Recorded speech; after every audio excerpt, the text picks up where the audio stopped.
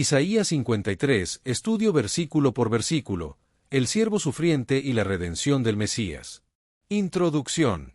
Del video Isaías 53, estudio versículo por versículo, el siervo sufriente y la redención del Mesías es una guía profunda para explorar el pasaje de Isaías 53, uno de los más significativos de las Escrituras, y descubrir las ricas capas de significado teológico e histórico que contiene. Del libro de Isaías se divide en tres secciones: Proto-Isaías, capítulos 1 al 39, Deutero-Isaías, capítulos 40 al 55, y Trito-Isaías, capítulos 56 al 66, y el capítulo 53 de Isaías se encuentra en la sección de Deutero-Isaías, que fue compuesta durante el exilio babilónico, un periodo de crisis de identidad nacional y espiritual para los israelitas. Del capítulo 53 de Isaías forma parte del cuarto y más extenso Cántico del Siervo, que comienza en 52:13 y continúa hasta 53:12, y que representa la culminación de la progresión temática que se desarrolla a través de los cuatro cánticos, revelando el plan divino completo para el siervo.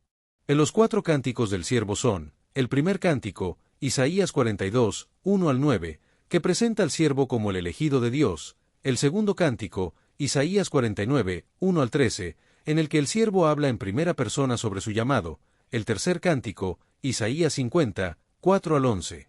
que describe la obediencia y el sufrimiento del siervo; y el cuarto cántico, Isaías 52:13 al 53:12, que revela el sufrimiento vicario del siervo, su muerte expiatoria y su glorificación final. La metodología del estudio versículo por versículo. En la metodología del estudio versículo por versículo consiste en dos partes: el análisis textual, que examina el texto hebreo original, las variantes textuales importantes y los matices lingüísticos, y el contexto histórico-cultural, que sitúa cada versículo en su entorno histórico y cultural para comprender las alusiones y referencias contemporáneas. El texto explora las conexiones intertextuales y la aplicación teológica del pasaje bíblico de Isaías 53, considerando las implicaciones teológicas y las interpretaciones tradicionales y contemporáneas de cada versículo, utilizando un enfoque metodológico que combina herramientas exegéticas rigurosas con sensibilidad teológica. Isaías 53:1. El versículo 1 de Isaías 53, la incredulidad ante la revelación divina. ¿Quién ha creído a nuestro anuncio?, plantea una cuestión fundamental sobre la incredulidad humana frente a la revelación divina, y el profeta expresa perplejidad ante la dificultad de aceptar un mensaje tan extraordinario y paradójico como el del siervo sufriente. La incredulidad mencionada en este versículo refleja el choque entre las expectativas humanas y los caminos divinos, y se manifestó históricamente en la dificultad para reconocer al Mesías en la figura de un siervo sufriente, cuando la esperanza popular anhelaba un libertador político y militar. Isaías 53:2. El renuevo despreciado. El versículo 2 de Isaías 53, subirá cual renuevo delante de él, utiliza la metáfora del renuevo para describir al siervo sufriente, sugiriendo un brote tierno y vulnerable que emerge del suelo, y evoca humildad, fragilidad y un comienzo aparentemente insignificante, pero que crece en un entorno hostil e infértil bajo la atenta mirada y cuidado de Dios. En la imagen del renuevo en tierra seca establece un poderoso contraste entre la fragilidad aparente y el propósito divino, y resalta el carácter milagroso del siervo, quien, aunque desapercibido para los humanos, es precioso ante los ojos divinos. El plan redentor de Dios, tal como se describe en el pasaje de Isaías 53, trasciende la sabiduría humana y requiere fe para aceptar lo que parece una locura según criterios mundanos, y la salvación espiritual mediante el sufrimiento vicario resulta incomprensible para quienes esperaban liberación política y prosperidad material. En la metáfora botánica utilizada para describir al siervo sufriente sugiere que su poder transformador no reside en su apariencia exterior, sino en una fuerza interior alimentada por Dios mismo, lo que comunica tanto vulnerabilidad como vitalidad. El origen humilde y la apariencia ordinaria del siervo representan un desafío a las expectativas culturales de grandeza y esplendor asociadas con figuras de autoridad divina, y reflejan un principio espiritual profundo: Dios escoge lo débil para confundir lo fuerte, lo insignificante según criterios mundanos para manifestar su gloria. En la descripción del siervo en Isaías 53:2, que establece que no hay parecer en él, ni hermosura, utiliza términos hebreos como mare, Adar y Lotuar para contrastar con la tendencia humana a juzgar por la apariencia, subvertir las expectativas de gloria regia mesiánica y enfatizar el rechazo basado en criterios superficiales. La ausencia de atractivo exterior del siervo es un elemento crucial en la narrativa, estableciendo una tensión entre apariencia y realidad, y subrayando un tema recurrente en la tradición bíblica. Dios escoge frecuentemente manifestarse a través de lo que el mundo considera insignificante o despreciable. La caracterización del siervo desafía directamente las expectativas culturales sobre cómo debería manifestarse el poder divino,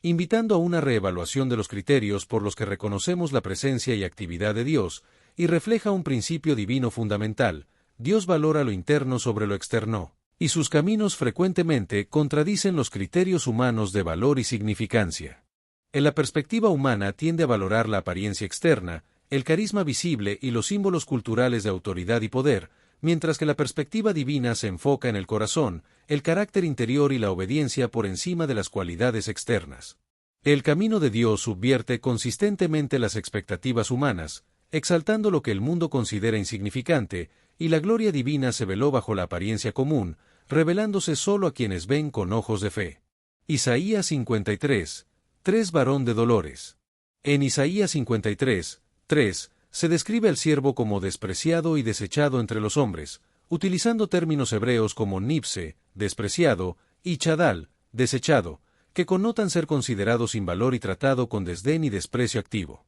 El rechazo social que enfrentó el siervo fue intenso y abarcó múltiples dimensiones, incluyendo la exclusión social, la burla y ridiculización, y el rechazo por parte de las autoridades, lo que exacerbó su sufrimiento y contribuyó a su sentido de abandono. La caracterización del siervo como varón de dolores en Isaías 53, 3 establece el sufrimiento como elemento central de su identidad y misión, y el lenguaje sugiere que el dolor no fue un aspecto periférico o temporal de su experiencia, sino constitutivo de su propósito. La familiaridad del siervo con el quebranto implica un conocimiento íntimo y prolongado del sufrimiento, y su identidad como hombre de dolores sugiere que el sufrimiento no era incidental sino definitorio de su identidad y misión.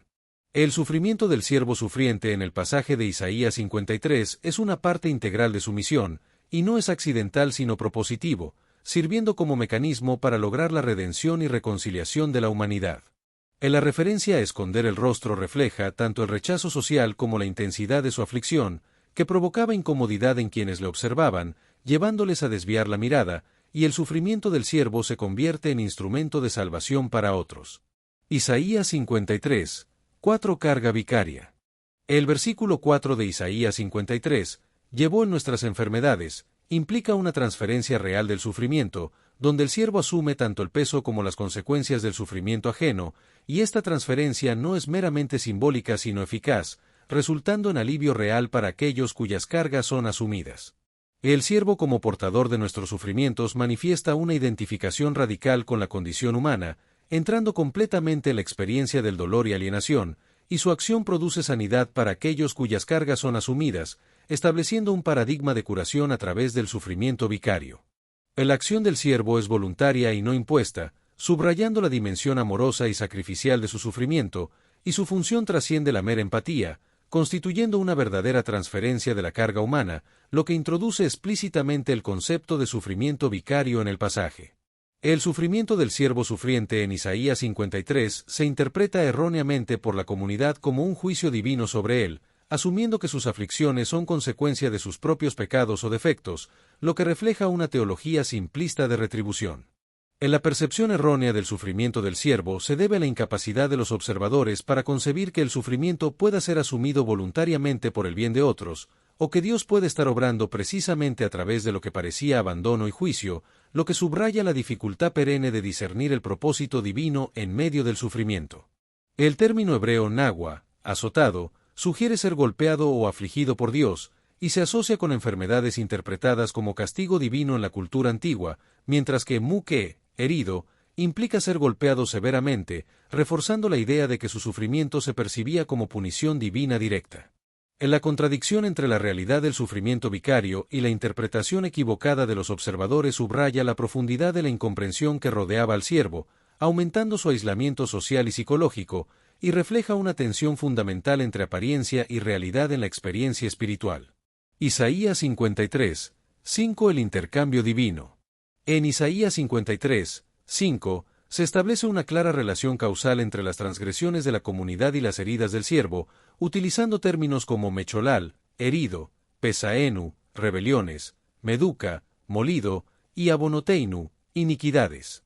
Lo que subraya la naturaleza sustitutiva del sufrimiento del siervo y deja claro que sus sufrimientos no fueron accidentales ni merecidos personalmente. En la repetición enfática en Isaías 53, 5 de que el siervo fue herido por las rebeliones y molido por las iniquidades de la comunidad subraya la conexión directa entre el sufrimiento del siervo y las acciones de la comunidad, y destaca la importancia de reconocer el sufrimiento como potencialmente redentor o parte del plan divino. El lenguaje utilizado en el pasaje de Isaías 53 describe la severidad del sufrimiento del siervo, que asume la culpa y el castigo por los pecados de la humanidad, abarcando todo el espectro de la transgresión humana. En la naturaleza sustitutiva del sufrimiento del siervo es un principio teológico fundamental, que implica la transferencia de culpa del culpable al inocente, permitiendo la posibilidad de perdón sin comprometer la justicia divina. El siervo actúa como representante de la humanidad pecadora, asumiendo la responsabilidad por el pecado y satisfaciendo las demandas de la justicia divina a través de su sufrimiento, lo que conduce a la reconciliación entre Dios y la humanidad pecadora. El concepto de expiación vicaria establece que el siervo no solo sufre junto con los pecadores, sino que efectivamente sufre en lugar de ellos, asumiendo tanto la culpa como las consecuencias de sus transgresiones. En Isaías 53, 5, se establece que el castigo de nuestra paz fue sobre él, lo que significa que el siervo asumió el castigo que nos correspondía, resultando en paz y reconciliación para aquellos cuyo castigo él soportó, y restaurando todas las dimensiones de relación fracturadas por el pecado. En la reconciliación obtenida mediante el sufrimiento vicario del siervo se puede entender en 4 dimensiones: reconciliación vertical, que restaura la relación entre Dios y la humanidad; reconciliación horizontal, que sana las relaciones humanas fracturadas; paz interior, que libera a las personas de la culpa y la vergüenza; y paz cósmica, que inicia la restauración de toda la creación. El concepto de Salom, o paz, es un concepto holístico que trasciende la mera ausencia de conflicto, abarcando bienestar integral, armonía relacional y plenitud en todas las dimensiones de la existencia, y es el resultado del sufrimiento vicario del siervo. En la obra del siervo restaura la imagen divina en la identidad humana, permitiendo la integridad psicológica y espiritual, y proporciona fundamento para comunidades de paz y justicia basadas en el perdón recibido y extendido. En la reconciliación lograda a través del sufrimiento vicario del siervo es multidimensional, abarcando todas las relaciones fundamentales afectadas por el pecado, y establece un nuevo paradigma relacional donde la justicia y la misericordia convergen. El concepto bíblico de paz, o Salom, implica integridad y plenitud en todas las esferas de la existencia, y no se limita a la ausencia de conflicto, y se logra a través del sufrimiento del siervo, que se convierte en fundamento para una nueva creación. En Isaías 53, 5, se establece el principio del intercambio divino, donde la herida de uno se convierte en medio de sanidad para otros, y se presenta la idea de que las heridas del siervo se convierten en fuente de sanidad para otros, abarcando sanidad física, emocional y espiritual. La curación que proviene del sacrificio del siervo es holística, abarcando dimensiones como la sanidad espiritual, moral, emocional y relacional, y no se limita a la reversión a un estado anterior, sino que es una transformación hacia algo nuevo y superior.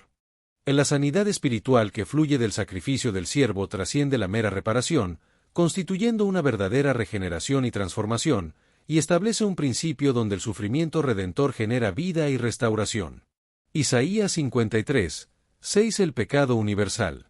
En Isaías 53, 6, se utiliza la metáfora ovina para describir la condición humana, donde todos nos descarriamos como ovejas, evocando vulnerabilidad, falta de dirección y tendencia natural a alejarse del camino correcto sin guía adecuada, y se implica que el verbo hebreo ta'inu significa vagar sin rumbo, perder el camino, o desviarse deliberadamente de la senda correcta. La paradoja central es que la herida del siervo se convierte en canal de sanidad para otros, y el sufrimiento del siervo no solo repara el daño causado por el pecado, sino que eleva a la humanidad a una nueva relación con Dios, caracterizada por intimidad y participación en la naturaleza divina. La condición pecaminosa es universal y se aplica a todos los seres humanos sin excepción, como se enfatiza en el término kulanu, que significa todos nosotros, y se describe como una desorientación espiritual y una tendencia a seguir impulsos dañinos. La metáfora de ovejas descarriadas comunica la naturaleza individualista del pecado, donde cada persona se convierte en su propio centro y referencia,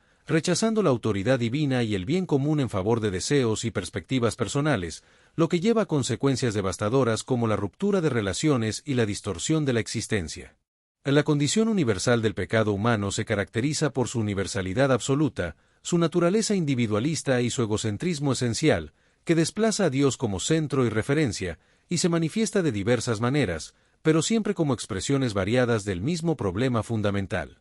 En la Declaración sobre la Universalidad del Pecado establece una igualdad fundamental entre todos los seres humanos, eliminando cualquier base para superioridad moral o autojustificación, y crea el fundamento para comprender la necesidad y la amplitud de la obra redentora del siervo. En Isaías 53, 6, se establece que Jehová cargó en el siervo el pecado de todos nosotros, lo que enfatiza la iniciativa divina en la transferencia del pecado y subraya el origen divino del plan redentor y la aprobación celestial del sacrificio vicario. En la transferencia del pecado al siervo fue un acto divino intencional, como se establece en la frase Jehová cargó en él, y no fue accidental ni meramente resultado de la maldad humana, sino parte integral del plan divino para la redención, lo que requiere no solo perdón sino reorientación completa y restauración a la senda divina. En la yuxtaposición de todos nosotros con en el versículo subraya el contraste numérico que constituye el corazón del concepto de expiación vicaria, donde los pecados de muchos son cargados sobre uno solo, permitiendo que el sacrificio de un individuo beneficie a una multitud. La transferencia divina del pecado al siervo inocente representa una culminación y transformación del sistema sacrificial antiguotestamentario, estableciendo un principio teológico fundamental. Dios mismo provee el medio para la reconciliación que la humanidad no podía lograr por sí misma. Isaías 53, 7 Silencio ante la injusticia. El análisis lingüístico de Isaías 53, 7 revela que el término hebreo nigas denota ser oprimido, presionado o tratado severamente, mientras que naane implica ser humillado o sometido a sufrimiento, y la frase no abrió su boca sugiere un silencio deliberado y sostenido frente a la injusticia y el sufrimiento. El silencio del siervo frente al sufrimiento y la acusación es una característica definitoria de su respuesta, reflejando una sumisión voluntaria al propósito divino, incluso cuando implica injusticia y dolor personal, y contrasta dramáticamente con la respuesta humana natural de autodefensa, protesta o recriminación. El silencio y la sumisión voluntaria del siervo no reflejan debilidad sino dignidad moral,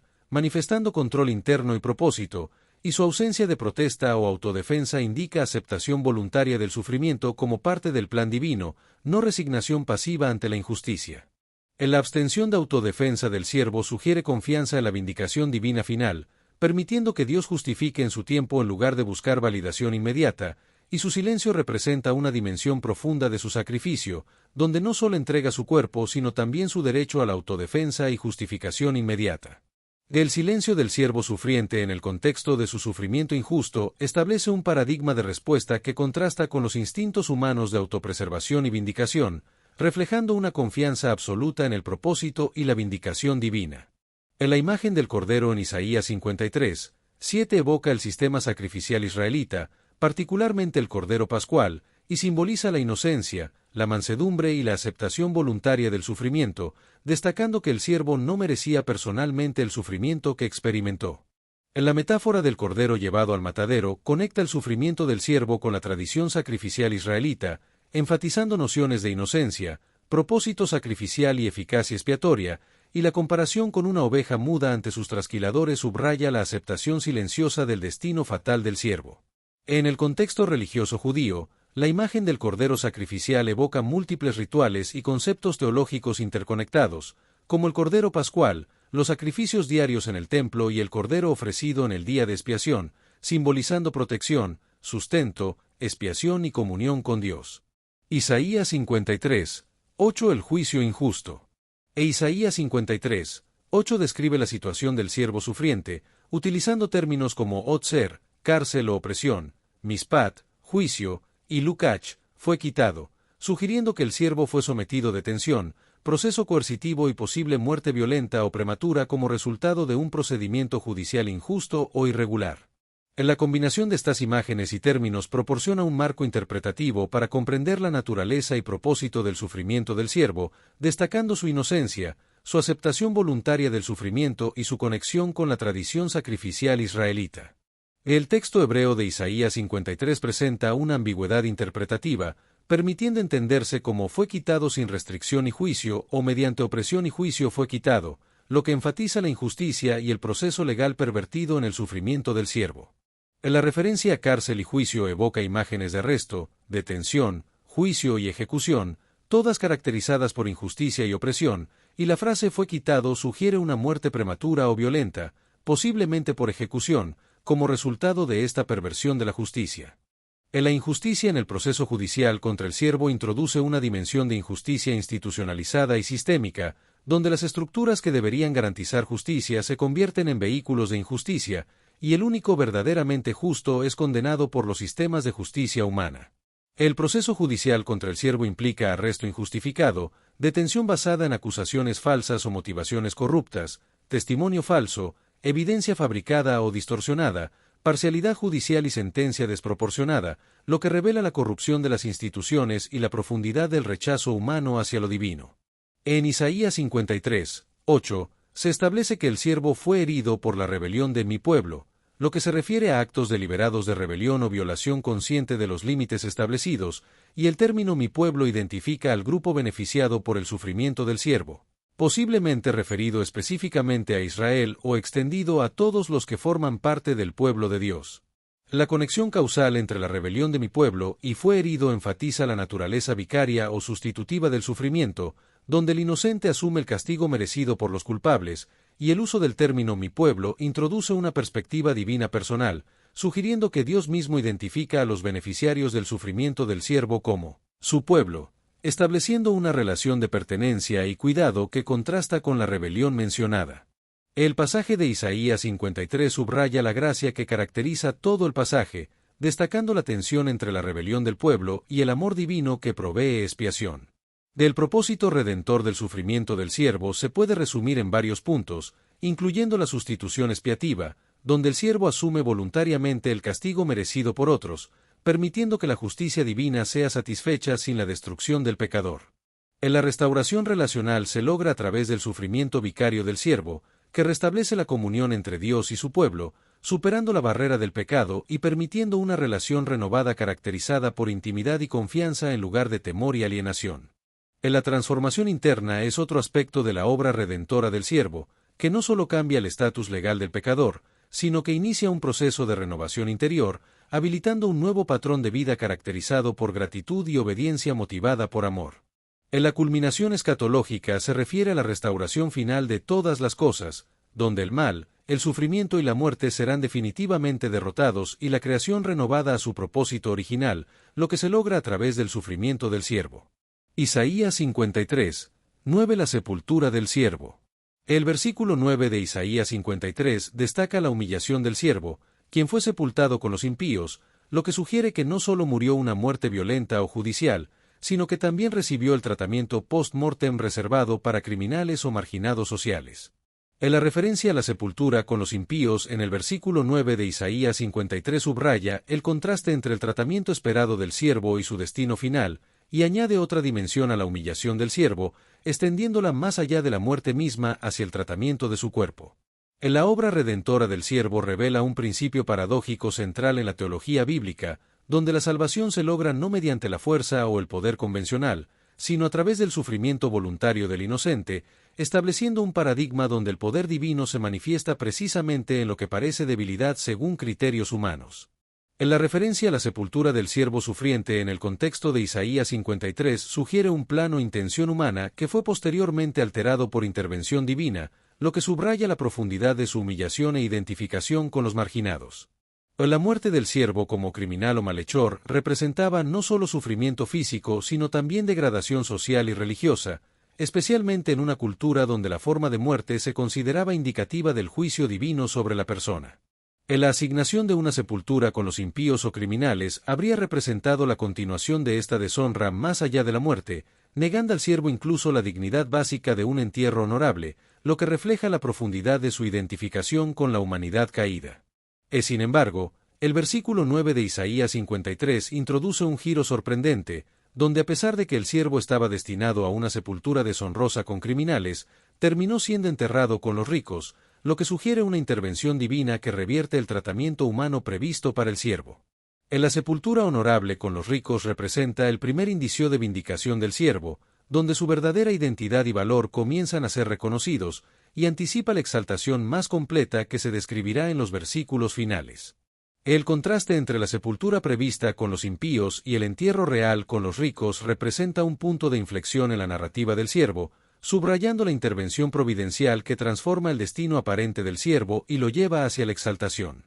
El cambio dramático en la situación del siervo sufriente, que va desde la humillación extrema hasta una sepultura honorable, sugiere que su sufrimiento no fue definitivo y que la intervención divina anticipa una vindicación más completa que seguiría. En la sepultura honorable del siervo tiene implicaciones poderosas en el contexto cultural antiguo, ya que sugiere que, a pesar de las apariencias durante su sufrimiento y muerte, el siervo no estaba bajo maldición divina, sino que gozaba de favor celestial. Isaías 53, 10. El propósito divino del sufrimiento. El versículo Isaías 53, 10, Jehová quiso quebrantarlo, sujetándole a padecimiento, introduce la idea de que el sufrimiento del siervo no fue accidental, sino parte del plan divino intencional, y que el término quebrantarlo sugiere una severidad extrema del sufrimiento experimentado. En la frase Jehová quiso quebrantarlo establece inequívocamente el origen divino del plan que incluía el sufrimiento extremo del siervo, y plantea profundas cuestiones teológicas sobre la relación entre el sufrimiento, la voluntad de Dios y el propósito redentor. El plan divino detrás del sufrimiento del siervo incluye la glorificación final, la creación de una comunidad redimida, la reconciliación y restauración, y la satisfacción de la justicia divina, lo que resuelve la tensión aparentemente irreconciliable entre la justicia y la misericordia. En la afirmación de que Jehová quiso quebrantarlo desafía nuestra tendencia a crear dicotomías simplistas entre el bien y el sufrimiento, y revela que Dios puede incorporar incluso experiencias dolorosas dentro de un propósito redentor más amplio, utilizando el sufrimiento voluntario del inocente como medio para satisfacer ambos aspectos del carácter divino. En la perspectiva presentada en Isaías 53, 10 no trivializa el sufrimiento ni lo glorifica por sí mismo, sino que reconoce su potencial transformador cuando es asumido voluntariamente dentro del propósito divino, como se ve en la vida y muerte del siervo sufriente. El término hebreo sera se utiliza para describir el resultado del sufrimiento del siervo, denotando posteridad o descendencia, y sugiriendo una familia espiritual que surge de su sacrificio, mientras que el verbo yire implica que el siervo mismo presenciará o experimentará los resultados de su sufrimiento. En la expresión idiomática hebrea yarik yamim se utiliza para describir la longevidad o vida prolongada del siervo, contrastando dramáticamente con la muerte prematura descrita anteriormente y sugiriendo alguna forma de restauración o continuidad de vida más allá de la muerte. La promesa de resurrección y posteridad espiritual presentada en el versículo introduce un giro dramático en la narrativa, sugiriendo que el siervo experimentará personalmente los frutos de su sacrificio y que su muerte producirá vida en forma de una comunidad o familia espiritual.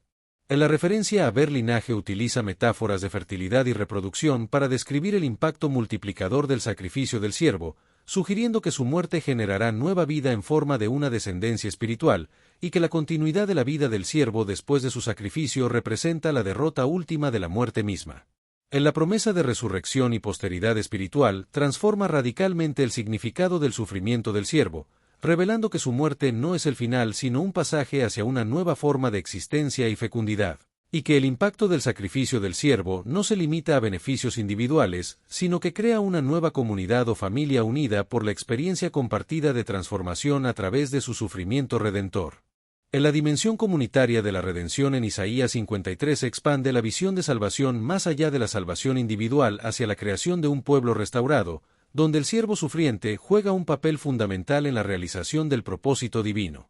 En Isaías 53, 10, la expresión la voluntad de Jehová será en su mano prosperada denota el propósito divino o plan soberano, y el verbo yitzlach implica éxito, progreso o avance efectivo hacia un objetivo deseado, destacando la participación activa del siervo en la realización del propósito divino. En la frase en su mano sugiere agencia activa, indicando que el siervo no es meramente un instrumento pasivo sino un participante activo en la realización del propósito divino, con responsabilidad y autoridad delegadas, y que su sufrimiento es el medio preciso para el cumplimiento exitoso del plan divino. El cumplimiento exitoso de la misión del siervo transforma radicalmente la interpretación de su sufrimiento, y la afirmación de que la voluntad divina será prosperada en la mano del siervo introduce una nota de certeza absoluta respecto al resultado final, a pesar de la oposición humana y la muerte misma. El propósito divino se centra en la redención y restauración de la creación caída, y se logra a través de la obediencia perfecta, la sumisión voluntaria del siervo, el sacrificio eficaz y la ofrenda expiatoria que satisface plenamente las demandas de la justicia, lo que conduce a la victoria definitiva sobre el pecado, la muerte y todo mal. Isaías 53, 11. La justificación de muchos. En Isaías 53, 11, el verbo yire implica percepción directa o experiencia personal, sugiriendo que el siervo mismo presenciará los resultados de su sufrimiento, lo que nuevamente presupone existencia continua después de la muerte, y el término amal connota labor ardua, esfuerzo o dolor con propósito, describiendo el sufrimiento del siervo como trabajo deliberado hacia un objetivo específico. El concepto de satisfacción o contentamiento del siervo se introduce en el versículo, sugiriendo que los resultados de su sufrimiento proporcionarán profunda satisfacción, y que el siervo experimentará personalmente los efectos benéficos de su sacrificio y encontrará en ellos compensación suficiente por su sufrimiento.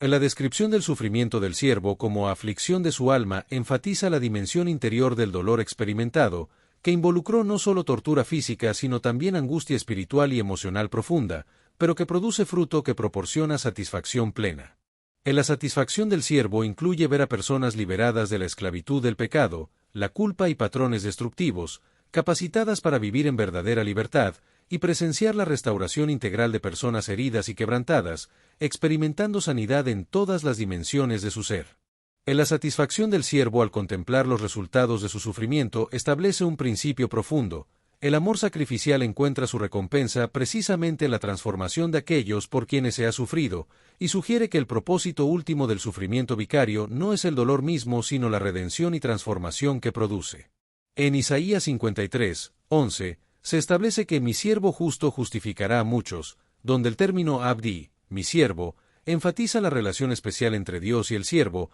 y el adjetivo tzadik, justo, describe al siervo como perfectamente justo o recto, calificación esencial para poder actuar como sustituto expiatorio por otros. El verbo yatzdik, justificará, implica declarar justo o hacer justo, sugiriendo un cambio de estatus legal o moral que resulta en absolución y aceptación, y la expresión larabim, a muchos, indica el alcance extensivo pero no necesariamente universal de la justificación lograda por el siervo justo.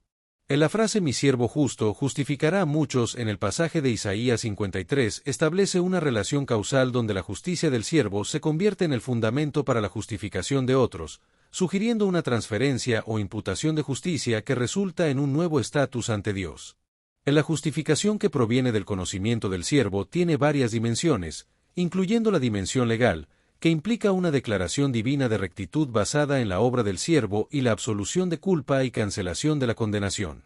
En la justificación también tiene dimensiones relacional, transformacional y escatológica, que incluyen el restablecimiento de la comunión con Dios, el cambio interno producido por el conocimiento del siervo y la anticipación de la justificación final en el juicio definitivo. El proceso de justificación incluye la restauración completa de la persona en todas sus dimensiones, reflejando la visión bíblica de la salvación que no se limita al perdón de pecados, sino que abarca la restauración de la persona en su totalidad.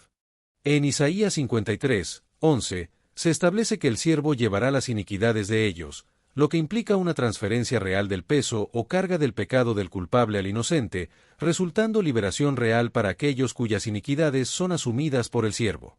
En la estructura del versículo establece una relación causal directa entre el acto de llevar las iniquidades y la capacidad para justificar a muchos, vinculando explícitamente la expiación y la justificación, y reiterando el principio de sustitución expiativa que constituye el núcleo teológico del pasaje.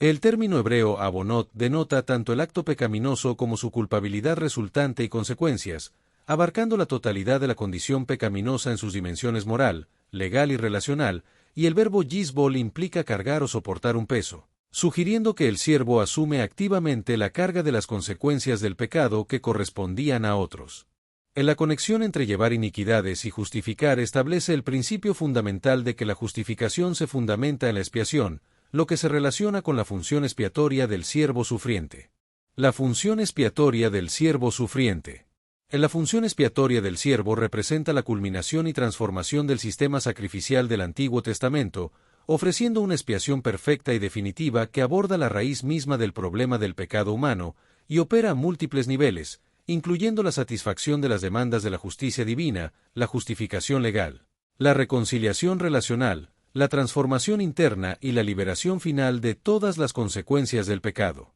El siervo sufriente recibe una parte con los grandes, como se establece en Isaías 53, 12, el siervo exaltado, lo que sugiere que recibirá honor comparable al de gobernantes o figuras prominentes, y esta exaltación es consecuencia directa y recompensa por el sacrificio voluntario del siervo. La exaltación del siervo después de su humillación y sufrimiento se caracteriza por la autoridad universal, el reconocimiento universal, la vindicación pública y la victoria definitiva sobre todos los poderes que se opusieron a su misión y persona, lo que representa una inversión dramática del destino aparente del siervo. La promesa de le daré parte con los grandes es un acto intencional de vindicación divina que invierte el juicio humano previo sobre el siervo, y completa el arco narrativo que comenzó con su rechazo y aparente fracaso, estableciendo un patrón de sufrimiento seguido por gloria que caracteriza toda la narrativa del siervo sufriente. La exaltación del siervo después de su humillación establece un principio espiritual profundo, según el cual el camino hacia la gloria auténtica pasa a través del valle de la humillación y el sufrimiento, lo que contradice la lógica mundana de poder y éxito. La recompensa prometida al siervo. La recompensa prometida al siervo no es meramente compensación por su sufrimiento, sino vindicación divina que revela su verdadera identidad y valor, y esta exaltación final confirma retrospectivamente que el sufrimiento previo no fue señal de rechazo divino o fracaso, sino parte integral del plan que culmina en gloria. En Isaías 53, 12, se describe la entrega voluntaria de la vida del siervo, donde se utiliza el verbo hebreo era que sugiere vaciar completamente un líquido, implicando entrega total y sin reservas, y se enfatiza que el siervo no se reservó nada sino que dio absolutamente todo, hasta el extremo último. La metáfora de derramar su vida evoca poderosas imágenes sacrificiales, particularmente la aspersión o derramamiento de sangre en los rituales expiatorios, donde la sangre representaba la vida misma ofrecida en sacrificio, y la especificación hasta la muerte enfatiza la totalidad y finalidad de esta entrega. En la entrega voluntaria de la vida del siervo se motiva por amor profundo por aquellos a quienes beneficia, y se caracteriza por una decisión consciente, entrega total y obediencia perfecta, lo que refleja sumisión completa al plan divino y demostración de confianza absoluta en el propósito y la vindicación de Dios. La voluntariedad de la entrega del siervo transforma la naturaleza del sufrimiento, convirtiéndolo de tragedia impuesta en sacrificio ofrecido, de calamidad accidental en acto redentor intencional, y establece un principio donde la autonegación extrema conduce paradójicamente a la más elevada exaltación. La imagen del siervo que derrama su vida sugiere una vulnerabilidad extrema y una generosidad sin límites, lo que implica que el siervo no solo acepta el sufrimiento, sino que lo abraza y lo transforma en ofrenda, estableciendo un modelo ético donde el sacrificio por otros es libremente ofrecido. En Isaías 53, 12, se menciona que el siervo fue contado con los pecadores, lo que implica una identificación radical del siervo con la condición humana caída, asumiendo no solo las consecuencias del pecado, sino también la identidad social del pecador.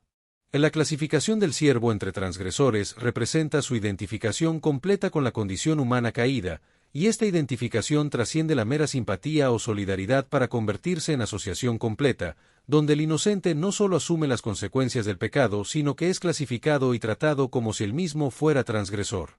En la identificación del siervo con los transgresores es una dimensión crucial de su misión redentora, y esta identificación no es meramente simbólica sino existencial, involucrando participación real en la condición humana caída, aunque sin compromiso personal con el pecado. El siervo establece un puente entre la santidad divina y la humanidad pecadora a través de su identificación con los transgresores, y esta solidaridad radical transforma la naturaleza misma de la relación entre lo divino y lo humano, superando la distancia que el pecado había creado. En la participación del siervo la condición humana caída se puede describir en términos de encarnación, solidaridad social, sustitución legal y empatía experiencial, lo que implica una comprensión directa del sufrimiento humano a través de experimentarlo personalmente. Isaías 53, 12. En Isaías 53, 12, también se menciona que el siervo llevó el pecado de muchos, lo que implica una transferencia real de carga, sugiriendo que el siervo asume el peso del pecado de muchos,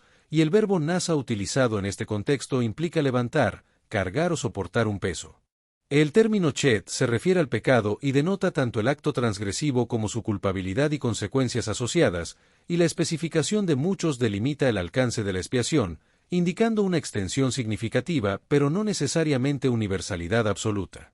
En la afirmación llevó el pecado de muchos sintetiza el núcleo teológico del pasaje, que es la transferencia del pecado del culpable al inocente, resultando liberación para los transgresores y sufrimiento para el justo, y esta declaración resume la misión esencial del siervo y el mecanismo central por el cual se logra la redención.